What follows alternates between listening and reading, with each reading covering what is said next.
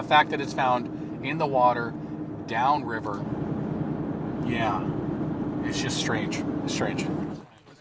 So we're organizing a search for Jack and Lily Sullivan. We are relying on community members to come and join those efforts.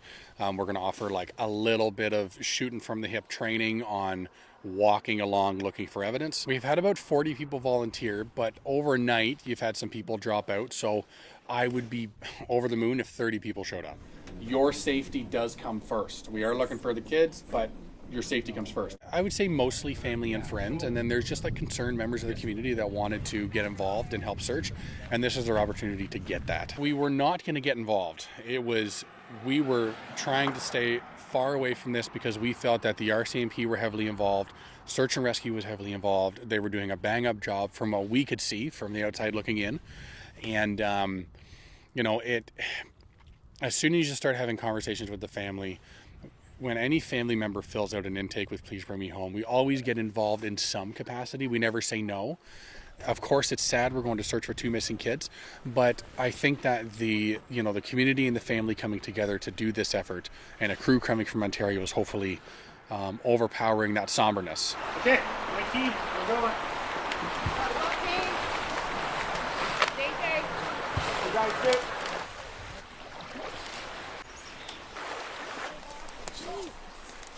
Can you describe how the day's been going so far? It's been a wee bit stressful.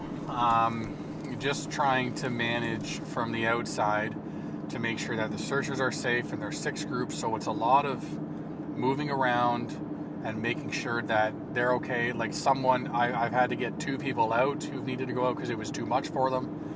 So that's been a little bit difficult to manage. And then just with the cell service and the walkie-talkies not working properly, it's been really difficult. But I know where everybody is now, and we've only got a couple hours left of sunlight, so we're ahead of the game. There has been some items located that would initially be items of interest. So it looked to be like a boy's t-shirt we had located. We sent that to the RCMP. They're going to connect with family to see if it appears familiar. At this time, it doesn't appear to be a familiar shirt. We found like a box with some people's names in it that are interesting that we're going to turn over to the RCMP. They're actually on duty today, so just in the event that we do find something. And they were very interested in the box that we found with the certain names in it that I can't say, but they're interested in that. And the fact that it's found in the water, downriver, and yeah, it's just strange. They fanned out along the riverbank like a single human net. Neighbors, friends, strangers, scanning drift lines, peering under overhangs, and calling corners where the landscape seemed most likely to hold a clue. Hit subscribe and turn on the bell now so you get first-hand updates as volunteers. Police and forensic teams work through every lead and test every item found with care. A community-led search effort mobilized quickly after Jack and Lily Sullivan were reported missing, and this weekend's river sweep was its most visible expression. Organizers from local groups and an Ontario-based nonprofit called in volunteers divided the search into manageable lanes and attempted to balance urgency with safety and evidence preservation. Roughly 40 people answered that call at first, bringing different levels of experience, some with previous search and rescue exposure, others who had never carried a compass in their lives, but who felt compelled to help. As often happens with community responses, the initial surge tapered. Some volunteers had to leave overnight for work or family responsibilities, and by the time the teams moved into longer stints, the effective number on the ground settled closer to 30. That attrition is normal but important. It shapes how leaders deploy people, how long each lane can be actively searched, and how quickly volunteer fatigue might cause oversights. Organizers provided rapid, on-the-spot briefings for volunteers before sending them into the field. These short trainings focused on the essentials of searching for potential evidence without contaminating it: how to mark a location, photograph an item in place, avoid disturbing potential forensic traces, and the critical rule: do not touch, move, or otherwise handle anything of possible evidentiary value. Volunteers were instructed on basic navigation, how to pair up with a buddy, the significance of the buddy system in low-signal areas, and what to report immediately to the base camp. The trainings also covered safety. Riverbanks can have hidden holes, logs that shift underfoot, and steep slopes that are dangerous after rain. Organizers made clear that volunteers' safety and mental well-being were priorities. The work could be physically demanding and emotionally harrowing if a volunteer discovered personal effects linked to the missing children. And they did find items that drew attention. A small boy's t-shirt was discovered in a low-banked area where drift lines gather. Volunteers documented the find with photos and GPS coordinates before handing it over to the RCMP liaison on site. Separately, a small box containing slips with names and a few miscellaneous objects was found downstream. The volunteers did everything the brief said to do: mark the site, photograph from multiple angles, log the approximate time, and alert the police team. Once police were notified, they took custody of the items and began chain of custody documentation, so any subsequent forensic tests, DNA, fiber, or soil comparisons, would be admissible and defensible. It's important to note that the discovery of items like these is only the beginning of an evidentiary process.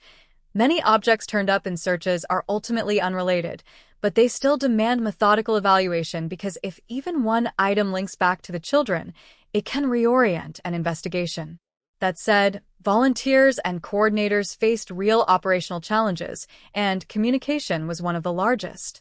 Cell service in the area is spotty. In places, the network disappeared altogether.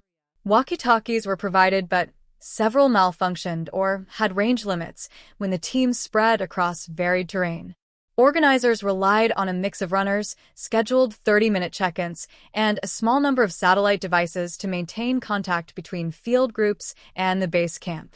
Those systems worked most of the time, but there were instances where a group could not confirm a routine check-in and needed extraction support. The reality of unreliable communications forced organizers to keep group sizes small enough to manage and to stage more conservative safety buffers. The experience underlined a key lesson: community operations are only as strong as their communications backbone. In emergency planning, redundancy matters. Multiple communication methods, designated runners, and contingency pickup points can mean the difference between a safe operation and a dangerous one. Coordinating 6 search groups across a shifting river landscape required ongoing attention. Team leaders were instructed to check in every 30 minutes as a hard safety rule. The brief sessions at base camp emphasized rest cycles and rotation. Volunteers would search for a fixed period, return to base for hydration and a quick debrief, then redeploy. The leaders tracked who had done strenuous work and who needed a lighter assignment next shift. This active safety management helped prevent exhaustion and reduce accident risk, but it also added logistical overhead. Leaders had to reassign people when someone had to withdraw overnight, and they had to ensure all lanes were adequately covered. Organizers also had to manage volunteer well-being on the mental side. Exposure to potentially distressing finds required quick access to peer support and an understanding that people might need to step away. Property access and landowner relations introduced another layer of complexity. Some landowners welcomed volunteers. Others, understandably protective of their privacy and property, insisted on no trespassing, especially land used for animal grazing or with livestock like rams that can be aggressive.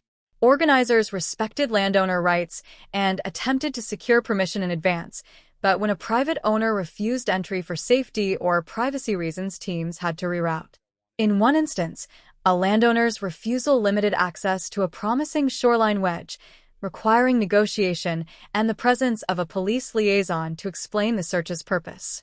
These encounters sometimes created tension between the desire to search every possible corridor and the legal imperative to respect private property. The volunteers had to balance community urgency with respect for landowners' rights, which in practice slowed some coverage and forced careful planning of alternate lanes. As organizers and volunteers sifted the river margins, a growing sentiment took hold. It was harder to accept a simple, wandering explanation when so much ground had been carefully combed with nothing decisive turning up. That skepticism emerged organically.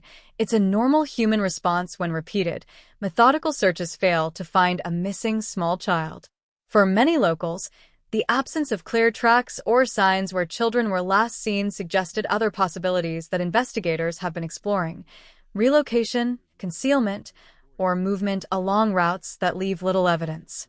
Volunteers described focusing on spots where water currents concentrate debris, on undercut banks that can trap objects, and on access points used by locals to get to the river, the same kinds of places search and rescue teams would prioritize. Volunteers also recognized that searching is rarely a single-pass solution. Seasons and water movements change visibility. What is hidden in spring may surface in fall, and that's part of why the teams plan to pause for winter conditions and an intent to resume in spring if the case requires further scrutiny. When promising items are found by volunteers, the procedural rule is clear: preserve, document, and hand over. The T-shirt and the box with names are now in RCMP custody and will be compared to family items and subjected to forensic testing where warranted. That testing may include DNA swabs, fiber analysis, and soil composition matches, all of which can take time and are subject to forensic laboratory backlogs. Volunteers understand that a find is only the start of a long, methodical chain of verification, and organizers emphasized patience and trust in police processes even when public impatience was high. The RCMP has the specialized capacity to handle evidence properly. Volunteers play the crucial role of expanding search coverage and surfacing potential leads that can later be followed under controlled investigative conditions. Finally, the plan going forward is pragmatic: pause for winter and return with renewed, safer, and better-equipped efforts in spring. Volunteers recognize that winter conditions make searches risky and less productive. Low temperatures, frozen ground, and snow cover can obscure evidence and endanger searchers. The November push was, in many ways, a last concentrated effort before winter's harder constraints. Organizers pledged to maintain contact with police, to archive the documentation and GPS logs collected during this phase, and to reconvene when conditions allow for safer and more thorough work. Takeaways from the weekend are clear and sobering. First, a strong community turnout can dramatically increase ground coverage and keep pressure on an active investigation. Local knowledge and manpower are priceless in the early and middle phases of a missing person effort. Second, even promising discoveries must be processed through law enforcement to determine relevance. Volunteers' finds may ultimately be unrelated, but every verified trace counts and must be tested. Third, reliable communications are essential for volunteer safety and coordination. Organizers should invest in redundant systems, satellite devices, radio repeaters, and more robust on-site command before large field efforts. Fourth, managing the well-being of volunteers and respecting landowner relations are operationally critical. Clear briefings, safety rotations, and legal permissions reduce friction and protect both people and potential evidence. Finally, persistence is planned. When environmental conditions improve, and if new leads emerge, the community intends to return to the field with renewed focus and improved systems. For now, the volunteers have done what communities do in crisis. They showed up, worked carefully, and handed their findings to investigators. The next steps lie in the forensic lab and the RCMP's analysis.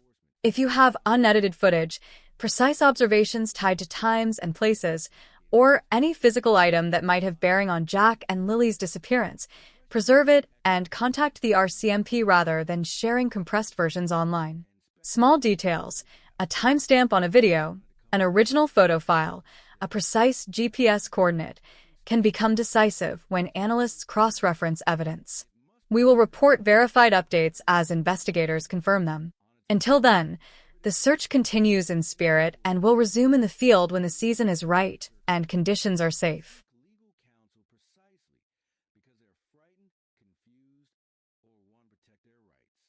Lawyers advise clients to limit public comment for many reasons, to avoid inadvertently contradicting a later, more complete statement, to prevent misleading details from becoming part of the evidentiary record, and to preserve the ability to speak freely to investigators under counsel. A lawyer